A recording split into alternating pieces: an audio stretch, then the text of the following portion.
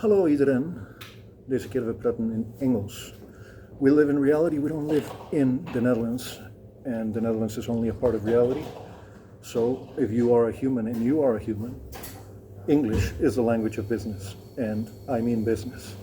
Now, today we're talking about that old question by Pontius Pilate. What is truth? And there are three layers of truth philosophically that you can always address. First is mechanical truth, cause and effect. Cause and effect is very simple. Force equals mass times acceleration. Energy is mass times acceleration squared. These are mechanical deterministic truths. Then you have a second level, historical truth. These are the kinds of things that you discuss at a court of law. For example, there is a principle of law that says, juris novit curia. Juris novit curia. That means the judge knows the law. So it is not usually well taken by a judge when you give him an interpretive doctrine about the law, saying, well, Article X of the Constitution and of the law says this and that, and therefore you have to interpret it in this particular manner. To give you a local example, here in the Netherlands, Article 120 of the Constitution says that the judge may not interpret the Constitution. So there is no constitutional law in the Netherlands per se. Usually when an administrative case is brought to the court here in the Netherlands, what you have to do is claim that your fundamental human rights are being violated, and that is an appeal to the European Charter of Human Rights rather than the Constitution. Why? Because of Article 120. But if you were to interpret Article 120 and to say, my case has to go not to the lower court and then the higher court of the Netherlands, but straight to the European Court of Human Rights, because Article 20 says that the judge may not evaluate the constitutionality of the law that emanates from Parliament, then the judge may not like that. They may resent that. And you may even lose your license with the College of Lawyers. So the principle here is that when you go in front of a court of law, what is being argued is not the law itself, not your interpretation of the law, but the events that took place, that the law will be used as a lens to analyze. And then you have the historical aspect of political events or happenings that take place throughout history. For example, our current year, 2025, they call it Anno Dominum, that means Year of Our Lord, and nowadays it has become popular to use CE, which means Christian era or Common Era. But what this is referring to is the birth of Jesus of Nazareth, and that is seen as an era that marks before and after in history. So you have history of human events in terms of everyday reference that could be the facts that took place in a criminal law case. And then you have history as a whole, the assassination of Franz Ferdinand in the beginning of World War I. These are universal history happenings that take place and also mark an era, the beginning and end of an era. The end of slavery, the transatlantic sub-Saharan African slave trade after the abolition by the British Empire. It's the marking line of an era. So you have mechanical truth, you have historical truth, and then you have ethical-moral truth. Ethics could be said to be rules that apply to individuals. What rules are conducive to the survival of the individual? Morals, from the Latin mores, which means customs, are rules for the group. What rules are conducive to the survival of the group as a unique group, as a group with a particular culture, language, and maybe even human settlement, a geographical area where they reside. This, I posit, is the most important type of truth to which everything is subordinated. This is what leads straight into the libertarian idea of the non-aggression principle. The idea that everybody may do whatever they want with their body and their property as long as they do not use the physical body or physical property of another person without their consent. This is inherently an ethical rule of natural law. Let me break that down for you in the least abstract possible manner that I can. An ethical rule is a norm about right and wrong or right and evil. And it is obviously addressed to humans. Ethical rules do not exist for dogs, cats, etc. You can give orders or instructions to a dog, but you don't explain to a dog the justification of why acting in a particular manner is preferable. Even giving a dog a treat is not communicating an abstract idea about goodness. And so when we talk about ethical rules, we're talking about that verb should. What should you do? What must you do? It's about moral obligations. And why obligations? Where does the enforceable aspect come in? Well, the idea of self-defense, of defending your body, defending your physical property, is universal among living beings. The idea that if you stir up a snake, it may bite you, that if you go and kick a lion, it may devour you. We do have in common with the rest of the animals. So it extends from the desire for survival in biology all the way to a justification in the abstract that can be communicated to other persons as to why it is preferable not to attack other people. But this is not only preferable morally for the group, for the other people that live around you. The reason why you don't kick your grandfather as a little kid when you have a tantrum is not only for the benefit of your grandfather, so he doesn't have to suffer the pain of your kicking him. It's so that also you do not develop a habit, an aggressive habit, of getting what you want by force or by threats thereof, so that once you grow up into an adult person, you are not a hijacker, a car thief, a criminal. And how is that for your benefit? Well, to quote the great Bob Marley, you can fool some people sometime, but you cannot fool all the people all the time.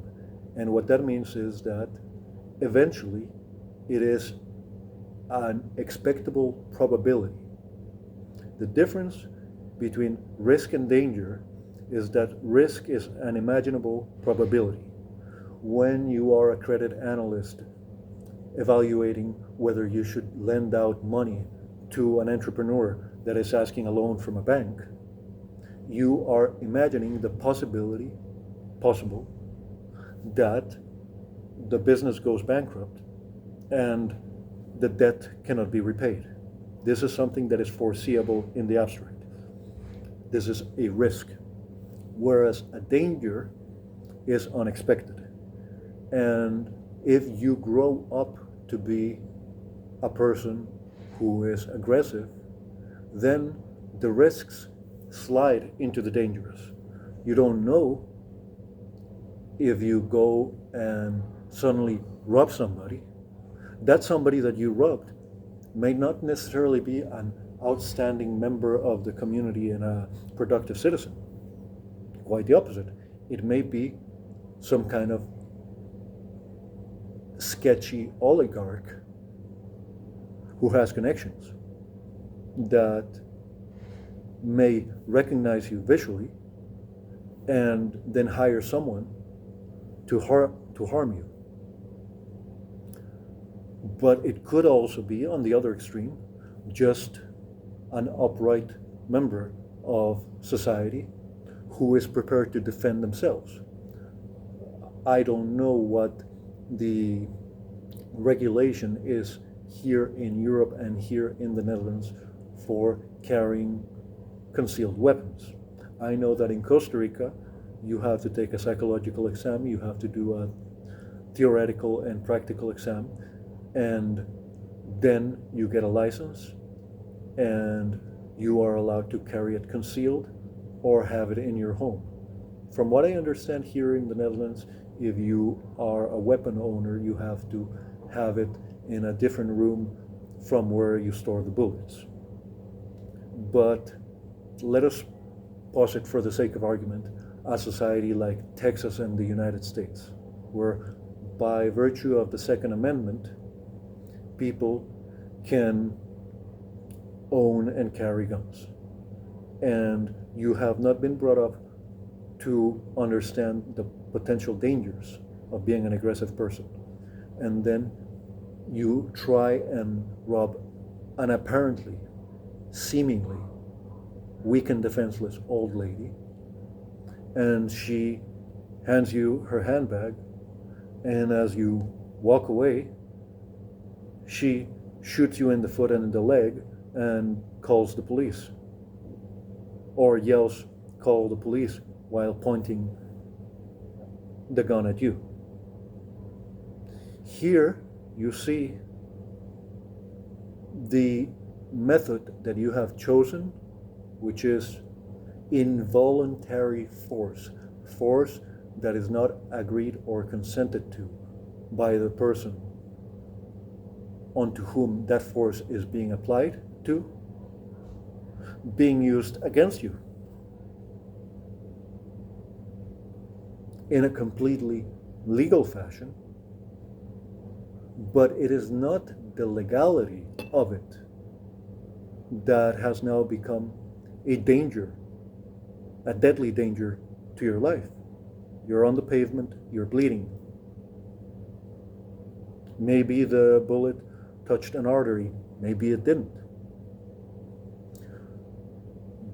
But the reality of it, the biological, mechanical reality of your life endangered as the consequence of bad choices, is what has now consummated a lack of acquired wisdom. Remember the fascist dictator of Italy, Benito Mussolini? He called himself Il Duce, which is also a cognate, has a common etymology with the English word duke. If you read that word before the great vowel shift took place in the history of the English language, you would read it duque. And indeed, conductor and education have the same root, which is, how do you conduct yourself through life? And I always say, reality runs on self-control, self-defense, dialogue, and control. So, in the far logical extreme and opposite of self-control is the desire to control other people. But if you do that beyond a certain point, they may defend themselves. This was the foundational spirit of the Declaration of Independence of the United States that we talked about in our most recent live stream. The idea being that when, in the course of human events, people decide that the government has become contrary to their interests, they have the freedom and duty to abolish it and institute a new government. This was an old idea. This was an old idea that goes back to Francisco Suarez and Juan de Mariana. But what I would like to emphasize here is reality. in reality, to go around acting aggressively is contrary to your own interests, because it is actually not a danger but a foreseeable risk that someone may defend against you. And so the possibility of irreversible physical damage is not a maybe or a what if. It is something that can be understood by referring to the common experience, not only that we have with each other, but even of animals, that living beings defend themselves when they perceive themselves to be vitally endangered. If to that you add the level of consciousness, of awareness and abstraction that humans have, then the risk becomes even greater, because then if you have become a thief, there may be that old grandma who knows that the law is on her side and is prepared to exercise her Second Amendment rights and self-defense against you. And so you have truth about mechanism, truth about history, truth about right and evil, right and wrong, ethical truth. These are the levels of truth. Now, there are, of course, those who say there's also aesthetical truth, poetical truth, musical truth. Those who believe that there is such a thing as the pleasant and the beautiful, and that this follows certain proportions that can be understood and reduced to a science. This is what a lot of the ancient Greeks and Renaissance artists believed, the golden ratio and all of that. But here you see that just in the way that ethical truth must incorporate the existence of the free will of human agents, as you go further away from mechanical truth, deterministic truth, cause and effect, things fall down on Earth, on planet Earth, because of gravity, if you drop them, that is locked into being. As you approach more and more human phenomena, then variability, complex variability, increases. And that is to say that aesthetical truth, or the truth about what is beautiful, becomes even more complex, because its context changes from place to place. And so today we will call this video, What is Truth? What is Beauty? Some of you may want me to respond to the question, what is love? Baby, don't hurt me no more.